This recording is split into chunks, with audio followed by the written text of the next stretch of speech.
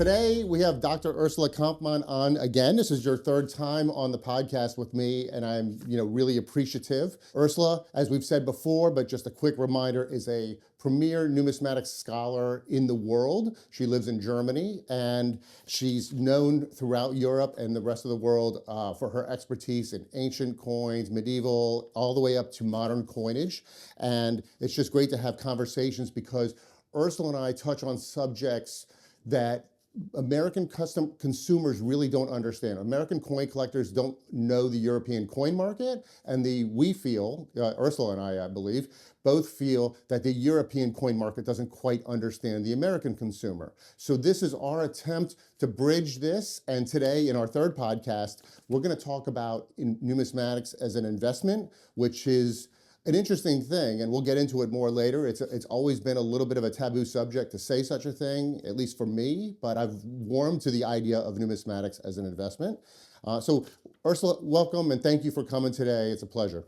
It's always a pleasure talking to you. It's always an experience to look how to bridge the differences between the markets.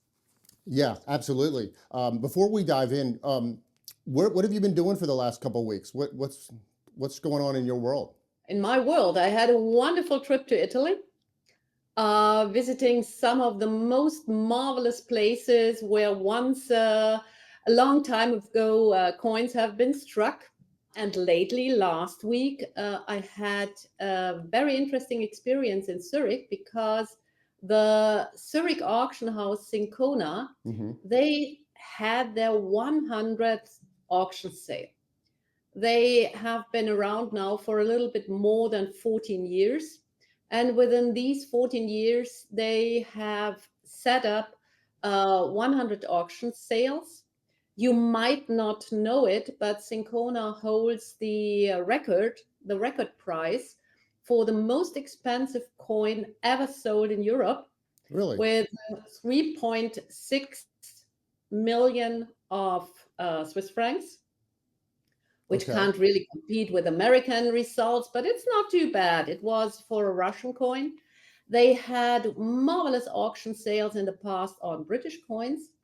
And at their 100th auction sale, they had a special sale with, I would say, all Swiss rarities you even could imagine. Wow. There was, for example, the famous Gondo gold Frenely, which is a gold coin that was struck by a very special gold from a very special gold mine. Only a few pieces struck, only a few pieces surviving. What year was that? When was that made, that coin? Oh, don't ask me exactly. I'm not good in years. I'm not good in things I can look up in any catalog. But I can tell you that they are so special because you can recognize it from the gold due to the color and due to a little cross in the Swiss cross. Okay. But it's all 19th century, of course. But don't ask me the exact year. It's 3 years, but I'm not good in years. I'm good with the 19th century. That's fine. That's great. Because in the 19th century, also, we have the Stirnlockenvreneli, a very special coin, which was a pattern for a new type, the type when a young Swiss woman should enter the coinage and represent the country. This is the famous Vreneli. And the interesting thing is that they struck patterns for the politicians to decide, for the very small gremium of the finance ministry and so on. And one of them from Bern, very traditional, stated that one of the, you call it locks, one of the hair pieces, it was too frivolous. Female Swiss should not be so easygoing. So the design had to be changed, and it's known in numismatic as Stirnlockenvreneli. Stirnlockenvreneli, is that what you said? Stirnlockenvreneli, and only a few pieces surviving in the lower 2-digit range. what would such a coin, which such a history, in such a number, in a perfect condition, if it Mhm. was an American coin, what would you guess what this could sell for? So 19th, so you got to give me some details. So 19th century, Yes. 18, so somewhere in the 1800s. Yeah. How Until many 18. How many known? Low two-digit number, Okay, so 20, 30 coins known, something and like that.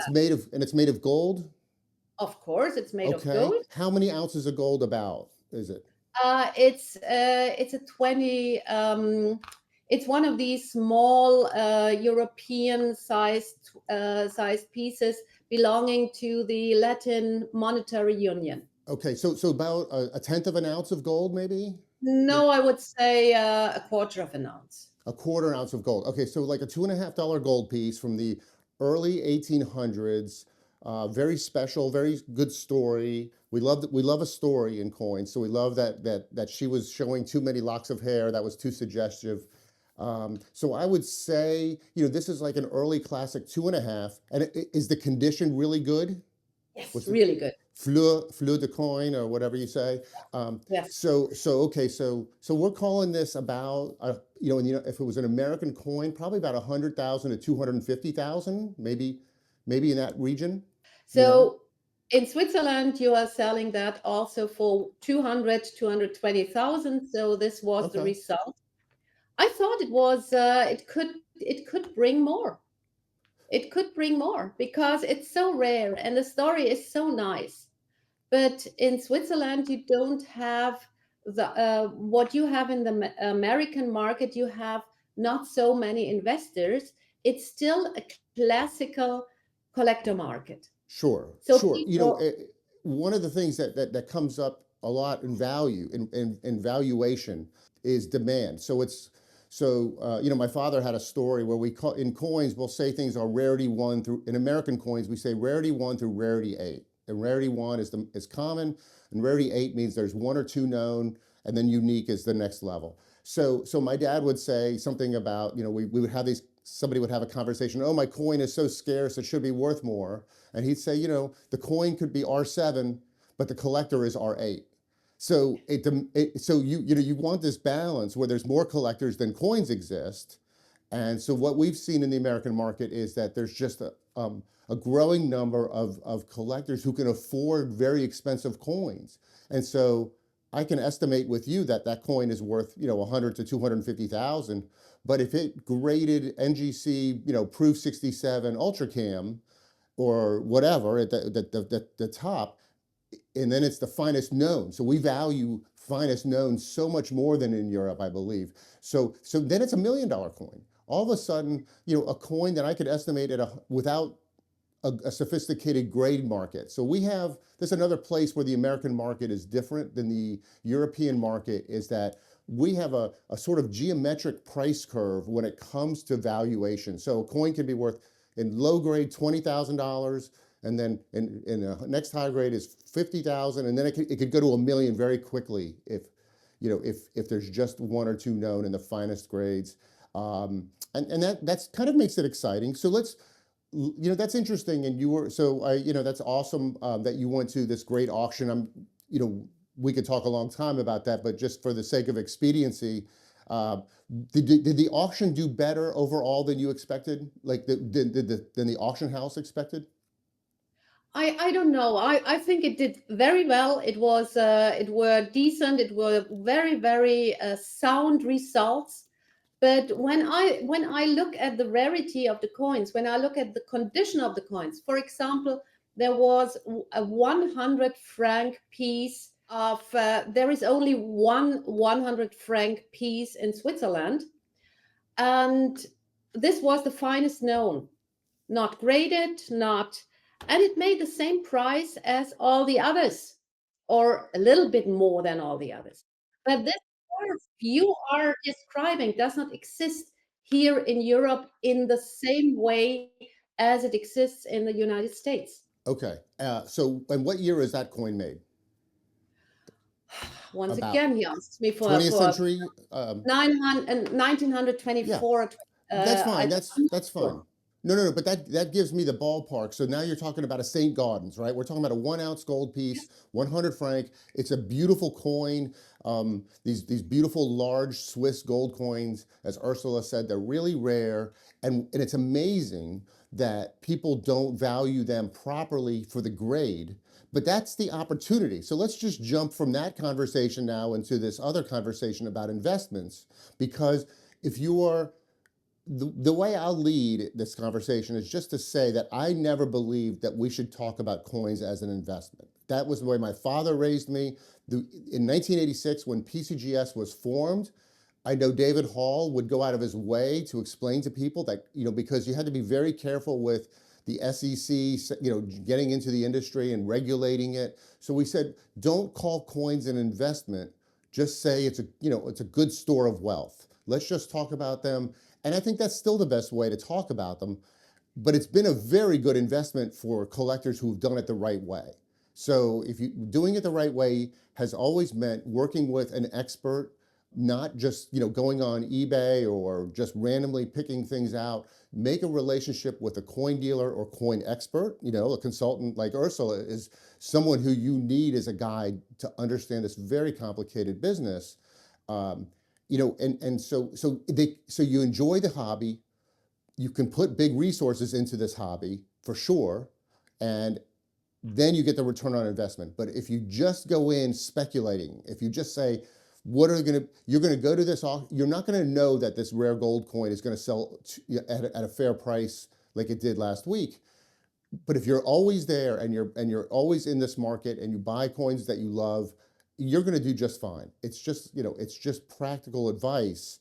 So I see Europe as an opportunity, because just like you said, Ursula, they should have had that coin graded first. You should not sell, as we talked about in the last podcast, a 20th century coin, 19th century coin that's not been certified by a major grading company.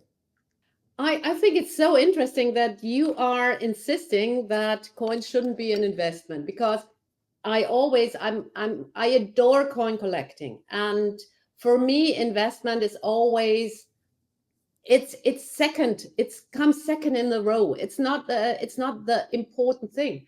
But when I look at the United States, I get the feeling as a European that a lot of dealers plus the grading institutes have set up US coinage as the perfect type, the prototype of a numismatic investment product, because it's so easy for anybody who wants to do anything with the coins to get into it.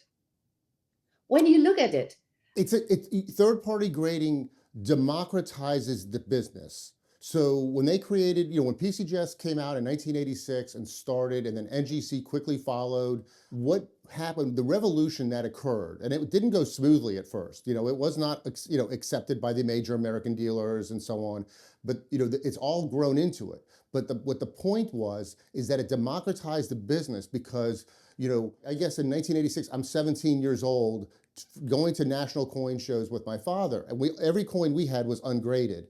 And this grading company was next level things. And we saw it as, oh, this isn't for investors. Real coin collectors don't want this. But what happened was it quickly was obvious. By 1 or 2 years, it was obvious. This can bring, let's say you're the CEO of a successful company. You don't have time to become a coin expert. And while you should always work with some kind of consultancy when you're spending real money, buying a independently graded coin from PCGS, NGC, or CACG, or any of the other, those are your major grading services. That gives you the confidence that when you sell it later, someone isn't going to tell you, number one, this coin is counterfeit, or this coin isn't the grade that you think it is. You said it's MS65 or Fleur de Coin, but we say it's been cleaned and it's got an improvement. So it's important. The third-party grading allowed not only for customers to be more comfortable, but it allowed even for the 16-year-old myself to trade in more expensive coins than I would have ever been able to trade in. because I knew if I bought a coin for $5,000 that my downside was the market or my judgment about that coin's rarity, not whether the coin was real or if I had the grade. I didn't have time. To this day, I would not argue that I'm a great grader. I would say I'm a great trader. I come into the generation that benefits from all these third-party graded coins. And I said, Ursula loves coins from the Transylvania in the 18th century, and I know this collector over here. I was an arbitrage guy, right? I'm always trying to buy and sell and pick up on the benefit. So I think Europe loses when they don't, by not yet adapting this. And I think the coin would have sold for more money if it had been graded. If it's sold to an international clientele, yes. If it's sold to European collectors, no. I absolutely agree with you that the grading is giving more people access to the market, but we have a different past here. Like in Europe, the dealer is proud to guarantee the authenticity of a coin for the whole time of the existence of his business. So the question whether a coin is fake or not is not on the collector, but it's on the auction house. The other point, and I absolutely agree with you, that is we have a kind of very, very old-fashioned way of describing the grade of the coin. That has a reason. Let's put it like this. The American coinage is a tiny, tiny, tiny little piece of time in numismatic, in monetary history. It's the very end of it. If you go to Germany, or even when you go to the ancient part, you have much, much, much, much more different things, and you have of the same coin type coins that you can't compare as NGC, as PCGS is doing it. I know that they have been trying for years to find a fair way of grading ancient coins. But still, you have the point, or a certain point, where you have to decide whether to you it's really important that the decentration is there, but it's at a point that does not make the coin unattractive. All the questions like style, all the questions like patina, all these questions, and these questions are not only for ancient coins, they are for 90% of all European coins. So for me, grading is a great thing, but only for these coins that are made by machines, that are completely comparable concerning the grade, so that every coin type really can be comparable. No, within every coin type, all copies can be comparable, not as different as with ancient or with medieval or with early thalers or whatever. I agree with everything you said. So what you're doing is you're opposing the purist side of the conversation. The purist says, I want to buy coins I can touch. I want to feel them, touch them, see the patina. I don't want a layer of plastic between me and the coin. I want to love my coins. And there's nothing wrong with that perspective. That is still the perspective of the smallest portion of American collectors today, those collectors being, let's say, the early Copper Society people, the EAC folks. But even they've come around to the problem. So if you look at the EAC as a good example of where Europe is headed, or not headed, but if you don't adopt third-party grading, you probably cannot grow the base of your collectors, because the modern collector is a busy person, the person who can afford to buy coins today of, let's say, $1,000 and up. Let's say someone who collects with assets and builds a collection maybe worth 1 million, 2 million, 200 million. That person can't be a world's expert and touch every coin the way Franklin Roosevelt loved his stamps, pre-World War II. So with the point being that you have to, as an industry, like, so the European numismatic collectibles market industry cannot grow without embracing third-party grading. Now, a rich collector, wealthy collector, can buy it and then take the coin out of the holder. Nope.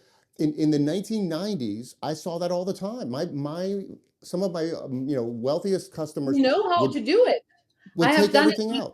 various That's right. times. But that doesn't really happen anymore. The current collector who is building the biggest coin collections in the world wouldn't do that any longer. The potential for the coin to be damaged, or there's just other ways to love your coins now. Maybe you can love them digitally, like you have great pictures of your collection, so you can flip through it on your phone or your iPad and keep those coins in a safe place. But the idea of spreading them on the table and touching them and flipping them over, and it's lovely, it's quaint, but it's also the problem for European growth into the modern era of value. And now back to the conversation about whether coins are a good investment. We never really got your answer on that. Tell me what you think about coins as an investment.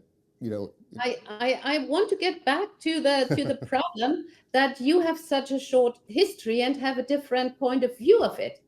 Because what I think is that the European coinage has groups that have a potential where it makes a lot of sense to grow into the same direction as US coins, because our coins are as nice as yours.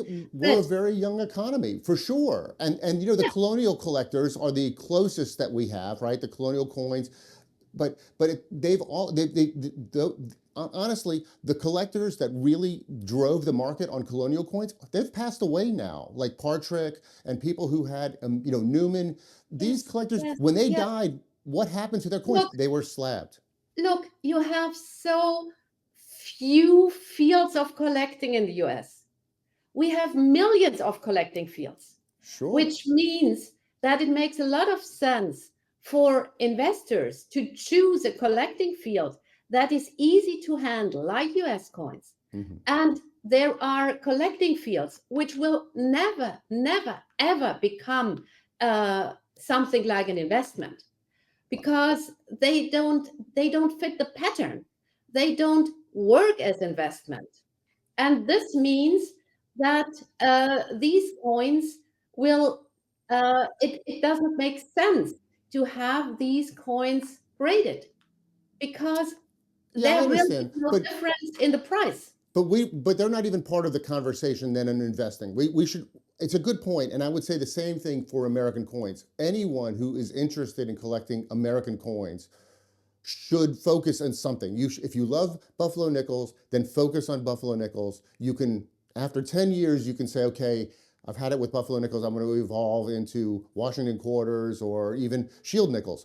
But start with a specialty that you can understand, and you should do that for sure in Europe, because what Ursula is saying here is that the field is so much larger. It's so vast. You could collect medieval hammered coinage, or Scottish coinage. There's a million different variants. I just give you an example with a German coinage around 1600, 1700. We have something like 80 or 100 minting authorities on that, only on German ground. So, and all these minting authorities have different denominations, have different types, and these are just 200 years. Our minting history is about 1,000 years. So it's so vast that you need to focus on an area. And I guess as an American, you are not coming to Germany because our coins are so nice, but you would look either for your roots or you would look for an investment. When you're looking for your roots, you know what you collect. You will collect the coins of the region where you are coming from. When you're coming for an investment, you should go to those areas that are that are very similar to the American coinage, and which are a step away from becoming something similar as the American coinage, serving as investment. Understood. And I think you're leading me to this topic that we've had before of German imperial coinage, which is 1871 to 1933, I believe. It's two regions. You have one that is the German Empire from 1871 to 1918 after World War One, and then it starts with this so-called Republic of Weimar, and this is ending at 1933. So these two fields are very close and very comparable to the US coins because it's so easy to collect them. You need 10 minutes to explain what you have to look for. There is a catalog, there are plenty of types. There are types that are very frequent, types that are very rare, and they pose a challenge. So this is very comparable. And each European country has a coinage that is a little bit like that.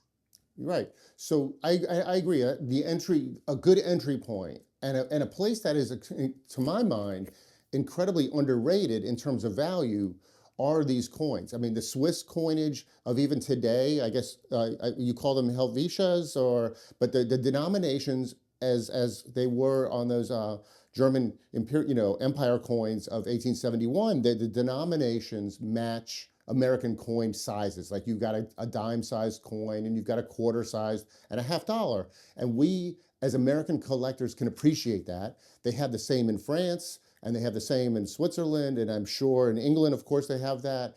And wherever you are, if you're an American thinking of collecting for value, there's so much opportunity in these European, and you get to know your roots better, right? Why 1871 in Germany is not, that's not a coincidence, right? That's the year of German declared, unification. And this is huge, right? So Otto von Bismarck unifies the country, and they said, get rid of all the, coinage from the different states, and we're going to be, this, empire of Germany. And it's a cool thing because then you would that's how I know about it, because I'm interested in that heritage. So you then get into this collection, realize the undervalued rarities, because that's where the value usually is. The key, we call them keys to the set. What is the scarcest coin in the set? You'd never see it. And how much is that coin? In Barber quarters, that's a 1901 S quarter. That's the first thing you want to know when collecting Barber quarters. So this is a very interesting way. And then if you get into the investor grade coins, and there are investor grade coins already for Empire and for Swiss, they're just nothing like the American market yet, right? Yeah. So how do you feel about that as a collectible? I feel it's a very, very interesting collectible, as there is a huge German collector base right now. It's ideal for because it's so easy to understand, it's so easy to collect. It's and for me, the major point is that the step in Germany has not been made to realize it might be a collectible. We still have a very, very old-fashioned catalog that is not interested in the prices of high-grade rare coins. So mainly it ends at extremely fine plus, and it ends when really the rare coins are concerned. It does not give any prices for these coins. That's right. And this means that there is a lack of knowledge. There is still, you need to know something about these coins. You need to research the market. You need yourself to research results in order to be able to make your decisions. But it might be in the future if it only needs one catalog.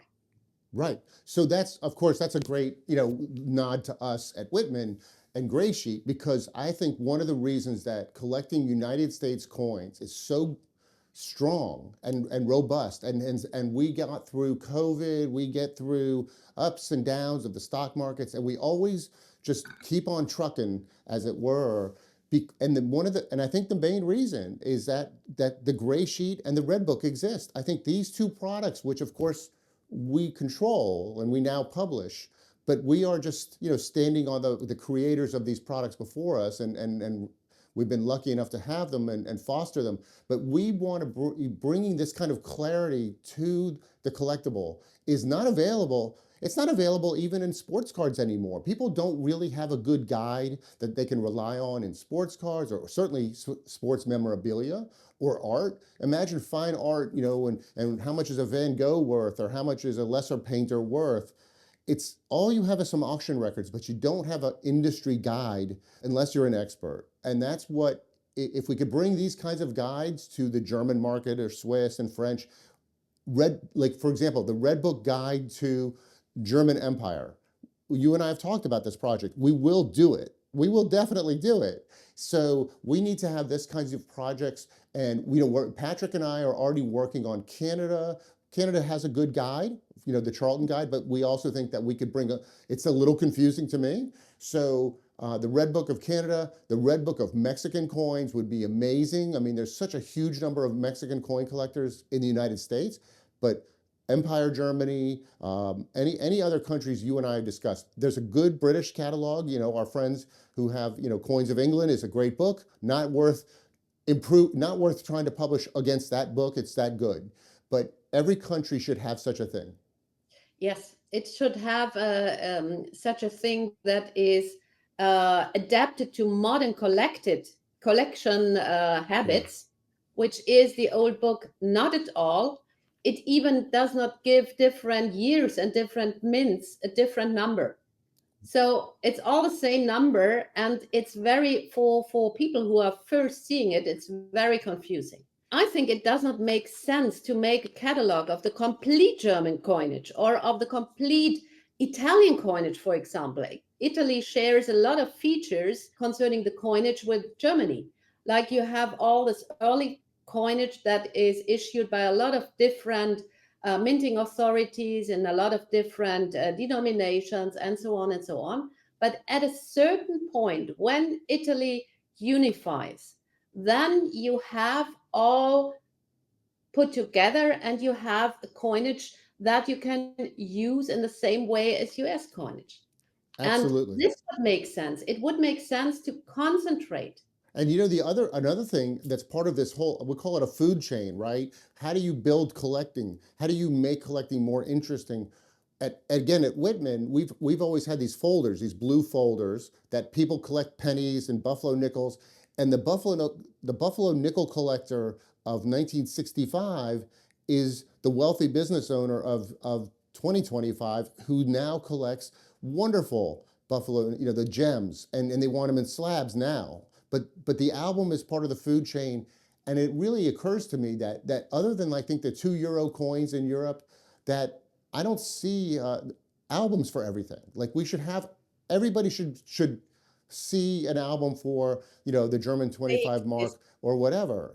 They exist. There are two companies who do albums, but the problem is that they have a little bit lost the connection with the coin market. Mm-hmm. And we also have the problem that you are ahead of us. Things that happen in the United States, like you are much, much more used to virtual and digital markets. In Germany, we are still in between the real market and the virtual market because the distances are so much closer. The same in Italy. I can walk into every major Italian city and I will find somewhere a coin dealer who will supply me with the stuff I need. Mm-hmm. I don't need to go to the internet.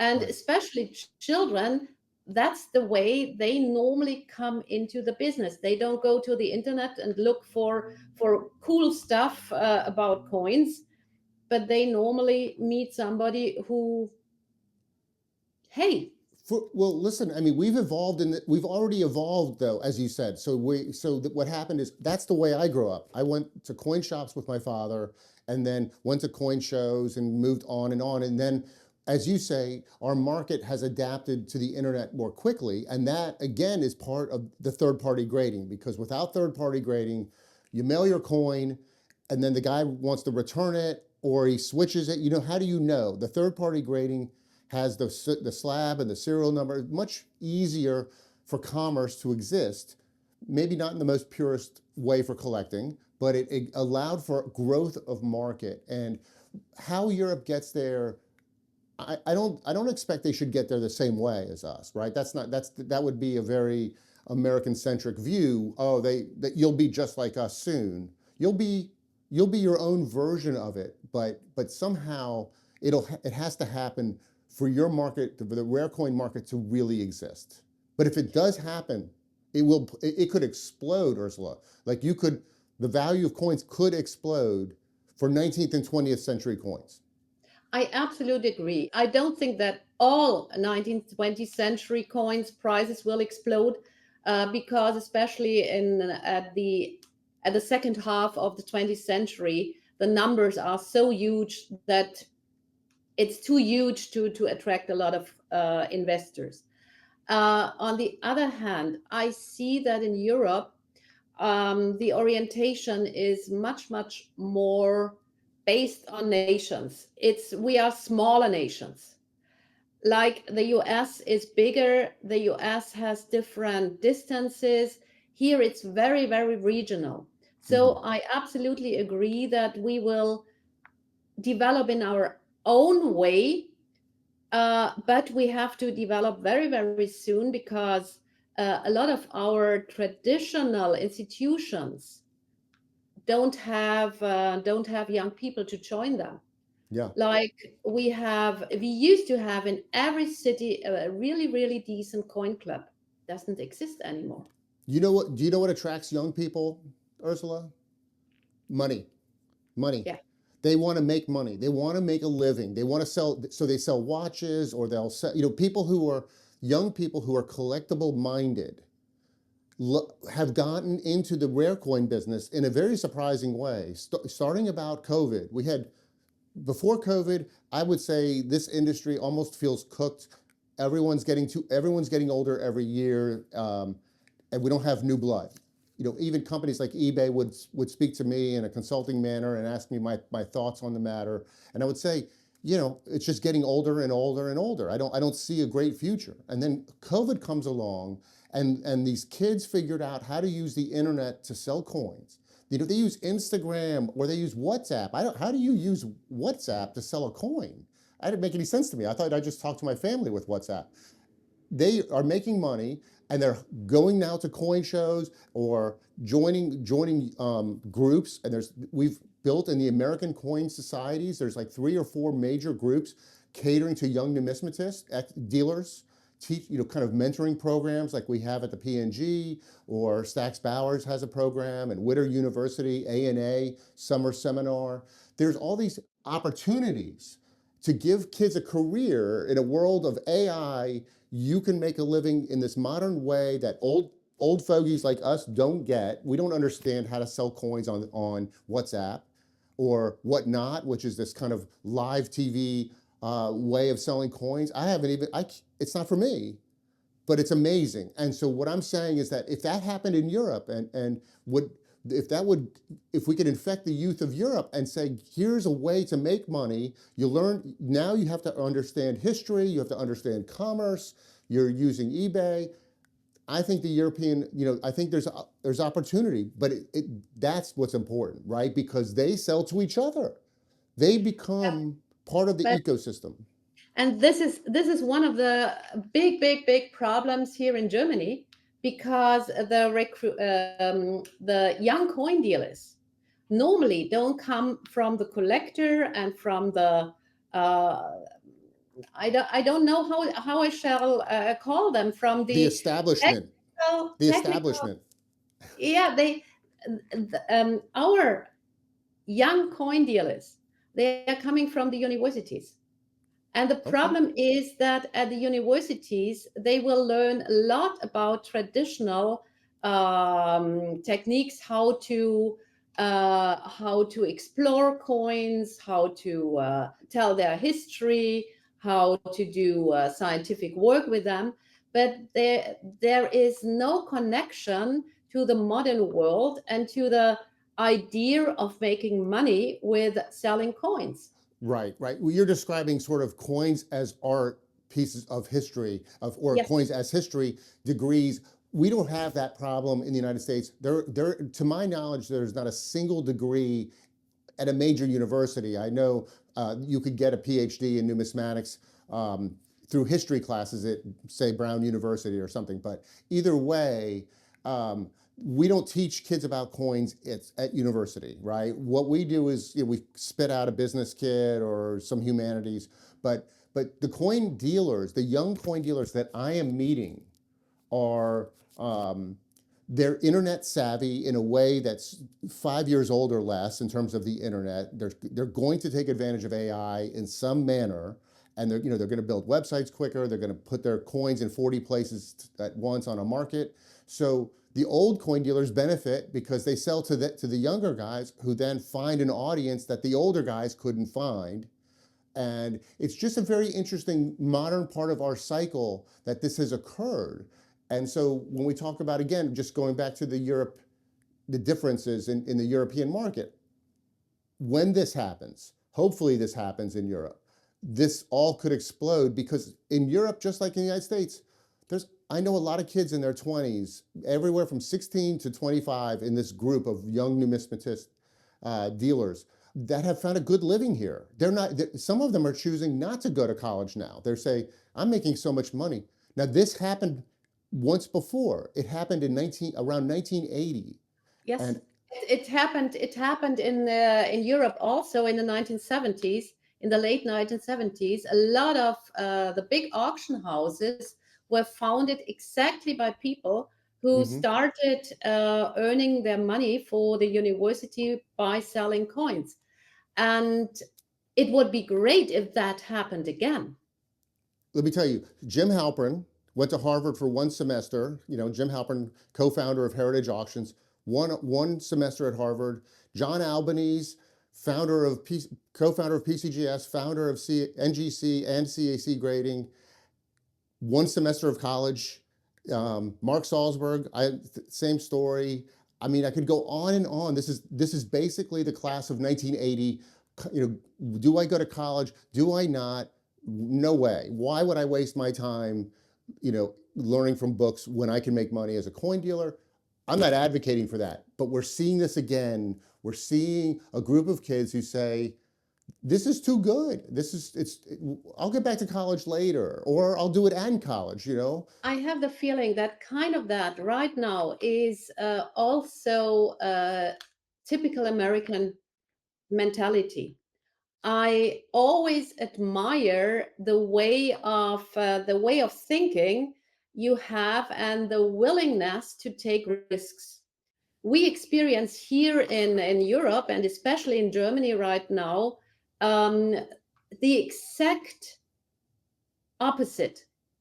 We experience that people are now trying to get jobs in at the government because they want to be secure. They don't want to be afraid of being fired. So They don't it's have that security here. yeah, yes, I've heard something like that. But in Europe they have it, and this is a generation which appreciates security overall. So this is a kind of a typical American mentality I do not see here. I see Well, young people in numismatics, but mostly they are coming either from universities or the parents brought them in. look, this is a macro issue that speaks to all of society, and it also a micro issue. In this particular case, we're just going to say maybe the American dealers will, the young guys will start infecting the European market. I mean, these kids are hungry, and they will start flying. The number of young numismatists coming to Berlin in January, I can't keep track anymore. I never had. Now, last year I came and a few guys came and joined me, and now this year I've got 5 more young guys coming. It's like, oh my goodness, I'm gonna have to do babysitting or something in I would Berlin. love to meet a few of them. I would We're love to hear Yeah, their perspective. I would we love do to hear something. how they are doing it. We do something at every major coin show. We have the Whitman Expo this week, and we host a dinner. Heritage is sponsoring a dinner for the next gen group. We're all about this, and so we will continue to work on this. And I think it's a good place for us to wrap up. But it's so funny that we started out in a conversation about investing in coins and why and wherefore between America and Europe, and here we are talking about young dealers. But the truth is that's where we should have gone, because we need growth. You need growth in the industry. We need it here and Europe, everywhere. We never even talked about Asia. I'm not qualified to speak about Asia, but we should in another conversation. I want to know what's happening in Asia. Absolutely. And what I want to add is that for me, the coin dealer is the key figure in the whole market, because the coin dealer is the person who is helping to develop a market. He is Amen. buying when coins are cheap. He is selling when coins are expensive. That means that these big tips of the scale, they are something of smooth by the coin dealer.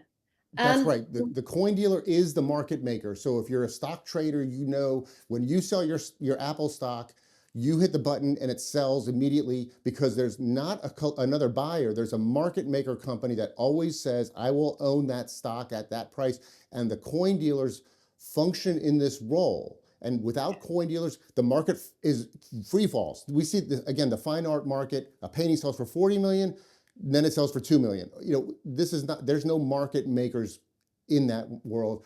A lot more. All right, let's save that subject. I could talk about that subject with you for a long time, how the market makers and the dealers function. But thank you for joining us today. I'm off to Whitman Expo in Baltimore this week. And where are you next? Where are you headed? Good question. I think the next I will go to Austria and visit the Austrian Mint. Well, let's go. Let's go. Please invite me. I've only been to Austria once, and actually twice now. Yeah, no, But it's a Vienna, place. the museum in Vienna is maybe the nicest museum I've ever seen. Yeah, the Yeah. Vienna Museum, the Kunsthistorische Museum is wonderful. They Oh have my great God. coin collection, but the Austrian Mint is also, in my opinion, one of the most interesting mints worldwide, because they, first of all, I think they won most of the coties you ever can win. Second, they are really leading in technique, and they have one of the very few European answers to the maple leaf and That's right. typical Bullion investment coinage. coins. The They have yeah. Philharmonic. Can you get me someone from the Mint to join us on a podcast? Would they join us and I'm talk sure freely? I could organize that when I'm there. Let's do it. Let's do it. We'll do it. Maybe we'll get that, and we'll get the American Mint director when he gets confirmed, and we'll have a party. We'll do that. That would be a great thing. I'm Sounds sure that good. would be a great chat. We can all learn from each other. Well, thank you so much again for joining us, Ursula. Dr. Kampmann, we will see you soon. See you soon.